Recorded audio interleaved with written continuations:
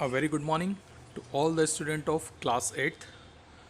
Today we are going to read poem number 1 of English, Hymn.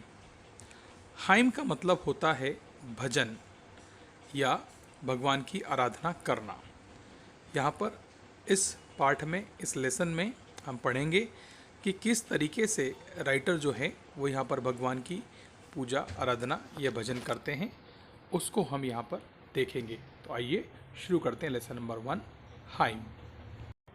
चलते हैं इसके first stanza पर। यहाँ पर दिखा है, ही सेंडेथ सन, ही सेंडेथ शॉवर।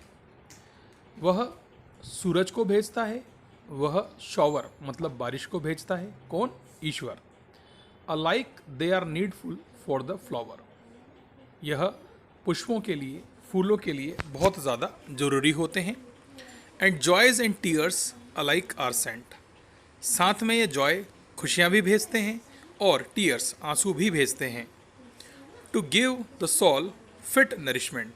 जो आत्मा होती है, जो सोल होती है, उसको अच्छे से पोषण मिल पाए, वो अच्छे से नरिश हो पाए, इसलिए वो सारी चीज़ें भी क्या करती है, यहाँ पर भेजते हैं। तो यहाँ पर ईश्वर क्या करते हैं, ये सब हमें भेजते हैं।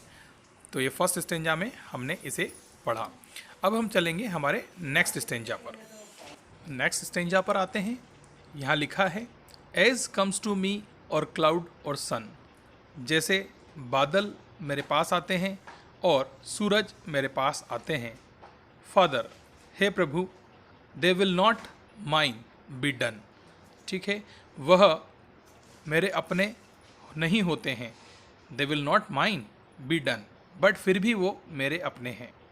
कैन लविंग चिल्ड्रन एर रिप्रूव। वह बच्चों को बहुत प्यार कर सकते हैं, उन्हें रिप्रूव कर सकते हैं। With murmurs whom the trust and love.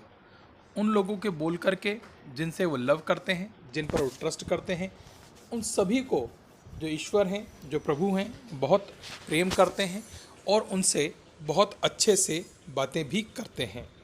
Now we come to stanza number 3, creator. Creator मतलब रचना करने वाले, प्रभु, ईश्वर, भगवान। I would ever be a trusting loving child to thee. मैं बनना चाहता हूँ आपका सबसे अच्छा, ट्रस्टिंग मतलब जिस पर आप विश्वास कर सकते हो, लविंग जिससे आप प्रेम कर सकते हो, चाइल्ड टू डी आपका बच्चा, आपका child. As comes to me और क्लाउड और सन। आप आइए मेरे पास, जैसे क्लाउड बादल आते हैं, जैसे सन आता है, वैसे आप भी मेरे पास आइए। Father, they will not mine be done. प्रभु, आप मेरे नहीं हैं, लेकिन फिर भी आप पूर्णतः से मेरे ही हैं।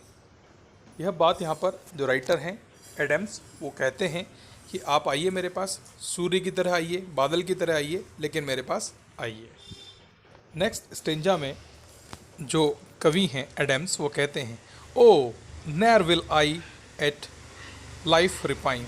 मैं अपनी लाइफ को रिपाइन नहीं कर सकता, परिपक्व नहीं कर सकता। इनफ दैट थो हैस्ट मेड इट माइन। ये जो भी कुछ आपने दिया है, ये मेरे लिए बहुत है, पर्याप्त है, इतना पर्याप्त है कि इससे ज़्यादा मुझे अब और कुछ भी नहीं चाहिए। When falls the shadow cold of death. जब भी मुझ पर मृत्यु की ठंडी छाया पड़े, ठीक है, जब भी मुझ पर मृत्यु की ठंडी छाया पड़े, I yet will sing with parting breath. तब भी मैं अपनी जो बची कुची जो सांसें हैं, उनसे आपके लिए प्रभु मैं कोई गाना गा सकूं, कोई सॉन्ग गा सकूं, जिसको सुन करके आपको अच्छा लगे। मैं ये हाइम गा सकूं, कोई भजन गा सकूं, या फिर मैं आपके लिए उस बची कुची सांसों से प्रार्थना भी कर सकूं। ऐसी हिम्मत, ऐसा जज्बा मुझे दीजिए। Now reached last two lines, as comes to me और शेड और सन। जैसे आप मेरे पास आए, as come to me, shade छाया के रूप में, सूरज सूर्यदेव के रूप में। Father, they will not mind be done. प्रभु, आप मेरे ही हैं, मेरे ना होकर के भी सिर्फ मेरे ही हैं। सारा फ्लावर एडम्स के द्वारा लिखी हुई ये कविता यहाँ पर समाप्त होती है। आगे चलते हैं इसके बारे में। देखिए, यहाँ पर कुछ चित्र दिए हुए हैं जिससे इसको समझाने का प्रयास किया हुआ है कि व्यक्ति किस तरीके से बात कर रहा है और यहाँ पर किस तरह से शॉवर होता है, किस तरीके। तो यहाँ पर हमने देखा किस तरीके से बच्चा जो है वो यहाँ प्रार्थना करता है और भगवान किस तरीके से यहाँ से शॉवर करवाते हैं, बारिश करवाते हैं।